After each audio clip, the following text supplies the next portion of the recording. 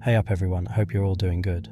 Today we are checking out the Canon FD 70-150mm f4.5, a remarkable telephoto zoom lens from the late 1970s. This piece of optical history, part of the Canon FD lens system, was introduced in 1979, offering a unique blend of vintage charm and functionality. I've been experimenting with this lens on my Fuji X-H2S camera, using a couple of adapters to bridge the technological gap: the Mitakon Lens Turbo Mark II, which is a focal reducer, and the Earth FD2X mount adapter. The focal reducer is an especially handy tool, not only to allow the Canon FD lens to fit snugly onto the Fuji X mount cameras, but also to enhance the lens performance by increasing both the angle of view and the maximum aperture. For the latest prices on the adapters, feel free to check out the links in the description below. This review is entirely independent. I'm not tied to any brand or company. However, I always encourage you to explore other reviews for a well-rounded understanding of this product alongside its adapters. Now, I will leave links to both of them in the description if you wish to check these out yourself. The maximum aperture is f4.5 and it narrows down to f32.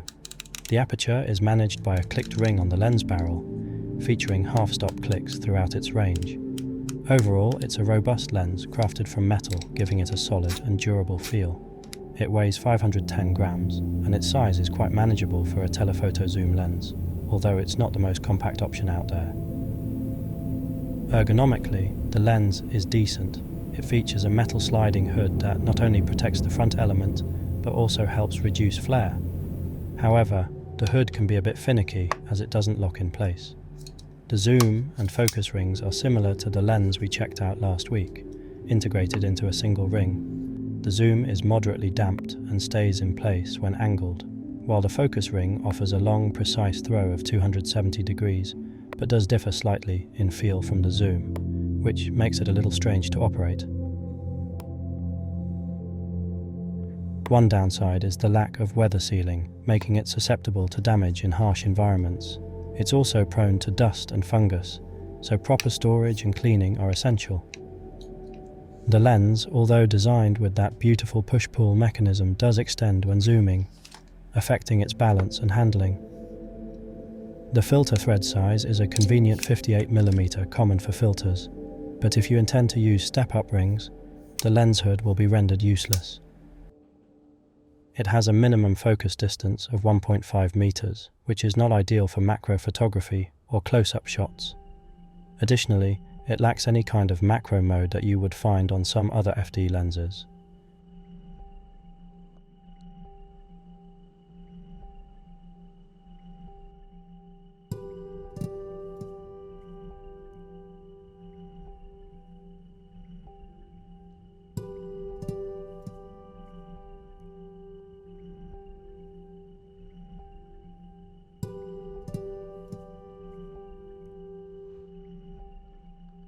Just like the other vintage glass we tested, it does display some pretty heavy focus breathing, and the focal reducer doesn't impact this to a noticeable extent.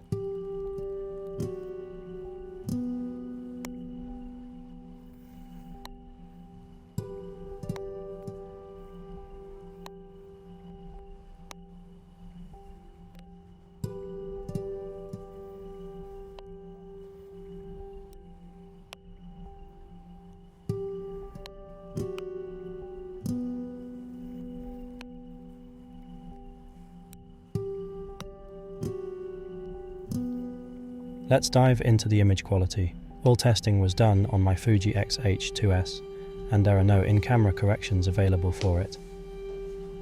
Starting at 70mm without a focal reducer, and an aperture of f4.5. At this setting, the sharpness is commendable, showing minimal aberrations.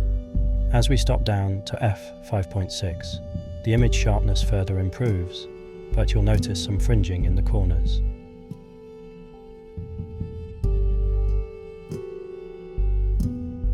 Decreasing the aperture to f8 enhances the sharpness even more, particularly in the center, although the fringing at the corners persists. As the aperture narrows to f11, there's a noticeable uptick in central sharpness, However, the corners start to lose some clarity, and overall diffraction begins to impact the image quality.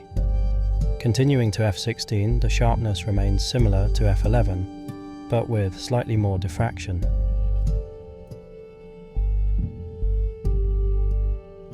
At f22, diffraction becomes quite pronounced, leading to a less crisp image.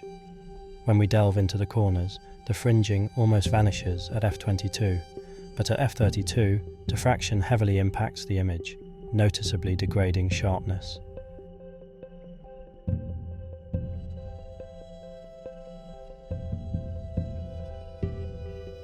Adding a focal reducer at this point brings a surprising sharpness to the image's center, though fringing becomes more apparent.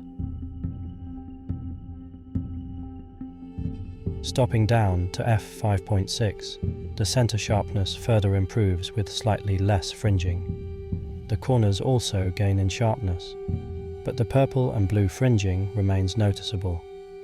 At f8, sharpness improves significantly and some corner fringing is reduced, making this a particularly good aperture for overall sharpness. With the aperture set to f11, you start seeing some diffraction creeping in.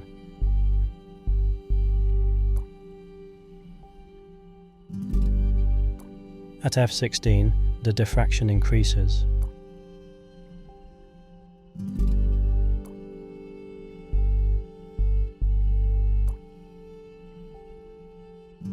f22 amplifies diffraction effects, affecting the corners as well.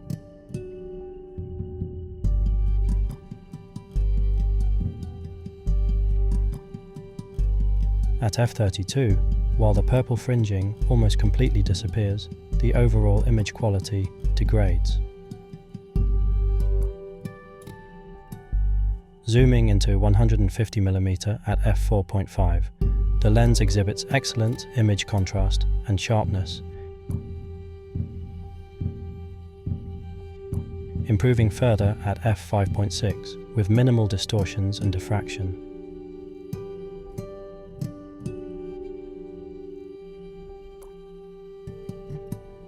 However, at f8, there's a slight green tint to the image, though the image quality slightly increases. Stopping down to f11 doesn't significantly alter the image quality, but the corners are incredibly sharp.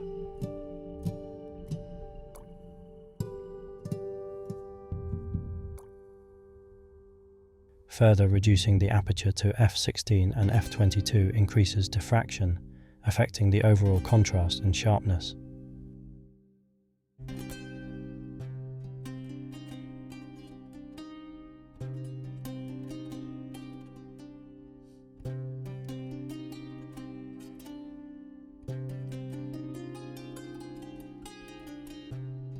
With the aperture at f32, diffraction becomes so heavy it almost looks like the entire image is out of focus.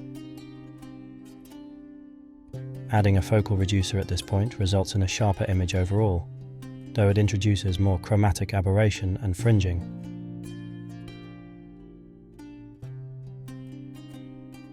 At f5.6, sharpness increases, but the purple and blue fringing persists.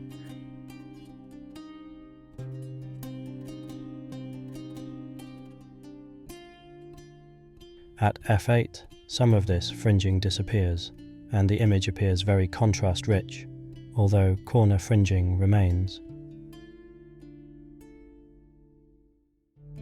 f11 improves sharpness in the center slightly, but the corners don't change much.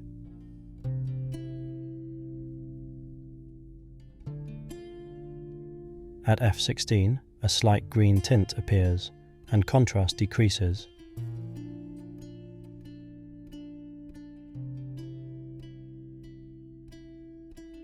f22 and f32 further degrade the image due to heavy diffraction, with the fringing never fully disappearing.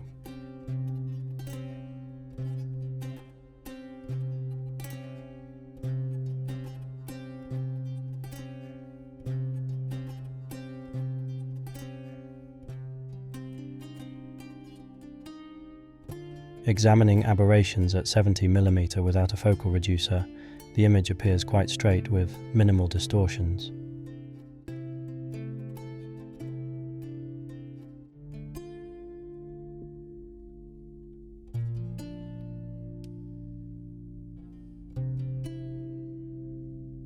Adding a focal reducer introduces some barrel distortion, but vignetting is minimal.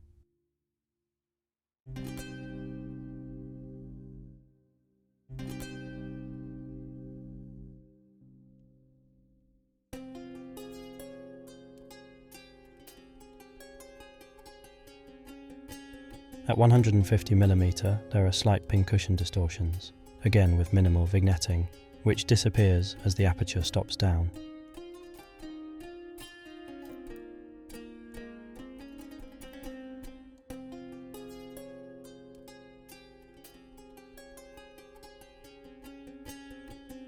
The focal reducer accentuates these pincushion distortions.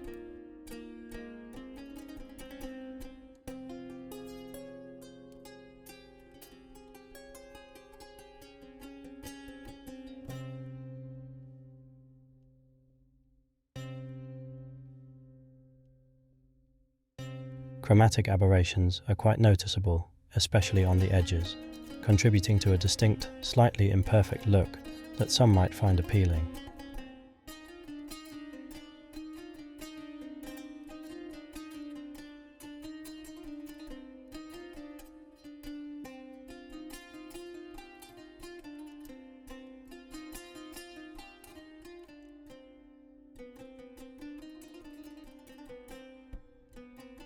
As for the bokeh quality, the out-of-focus backgrounds are pleasant but lack distinct character.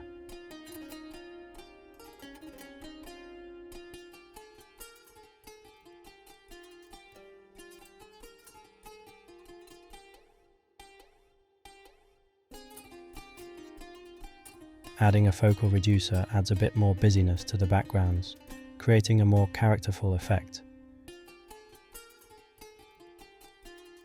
At 70mm with the focal reducer, achieving an out-of-focus background is more challenging, but the results are still pretty decent. The Fuji X-H2S camera features a 5-axis in-body image stabilization system, compensating for up to 6.5 stops of camera shake. Although for these telephoto lenses, this is mostly useful for stationary shots. I didn't want to alter my testing methodology here, but you can see that it reduces some of those micro jitters.